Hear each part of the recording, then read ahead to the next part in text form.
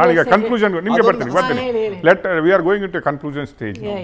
what are final conclusion on this budget ಇವರು ಸಿದ್ದರಾಮಯ್ಯ ಅವ್ರು ಹೇಳ್ತಾರಲ್ಲ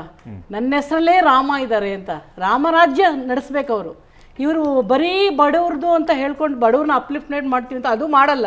ಅವರಿಗೆ ಸುಳ್ಳು ಆಶ್ವಾಸನೆಗಳು ಕೊಡ್ತಾರೆ ಮತ್ತು ಮಧ್ಯಮ ವರ್ಗದವ್ರಿಗಂತೂ ಝೀರೋ ದೇ ಆರ್ ನಾ either that side or this side ಆ ಥರ ಜೀವನ ತ್ರಿಶಂಕು ಸ್ಥಿತಿಯಲ್ಲಿ ಮಧ್ಯಮ ವರ್ಗದವ್ರ ಜೀವನ ನೀವು ಹೇಳ್ದಂಗೆ ಮುದ್ರಾಂಕ ಶುಲ್ಕ ಜಾಸ್ತಿ ಮಾಡಿದ್ದಾರೆ ಒಬ್ಬ ಸಾಮಾನ್ಯ ವರ್ಗದವ್ರು ಒಂದು ಸೈಟ್ ತಗೊಳಕ್ಕಾಗುತ್ತಾ ಮುದ್ರಾಂಕ ಶುಲ್ಕ ಜಾಸ್ತಿ ಮಾಡಿದ್ದಾರೆ ಹೌದು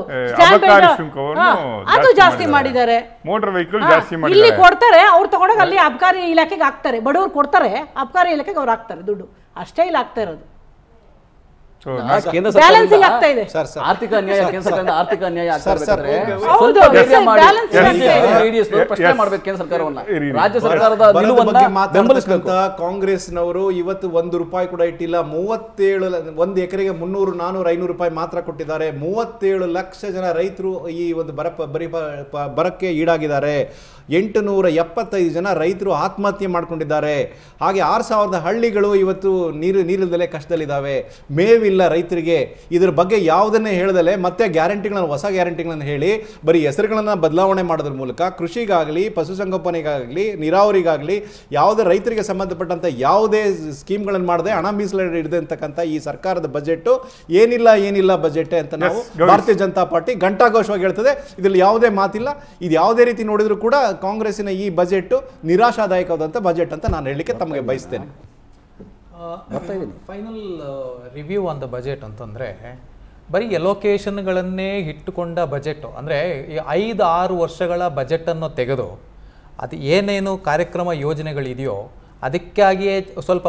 ಹೆಚ್ಚಿನ ಮಟ್ಟದ ಅನುದಾನಗಳನ್ನು ಕೊಟ್ಟುಕೊಂಡು ಏನು ಹೊಸ ಪ್ರಯೋಗವನ್ನು ಮಾಡದೆ ಇರುವಂಥ ಒಂದು ಬಜೆಟು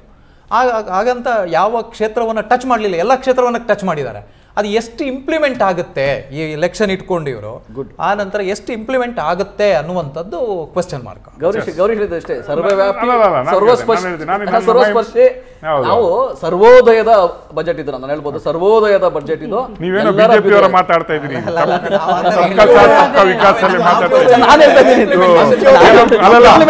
ಗೊತ್ತಿಲ್ಲ ಇವತ್ತು ಬಿಜೆಪಿ ಲ್ಯಾಂಗ್ವೇಜ್ ಅಲ್ಲಿ ಜಾಸ್ತಿ ನಟರಾಜ್ ಗೌಡ್ರೆ ಮೊನ್ನೆ ನಿಮ್ಮವರನ್ನು ಜೈ ಶ್ರೀರಾಮ್ ಅಂತ ಅಂದ್ರು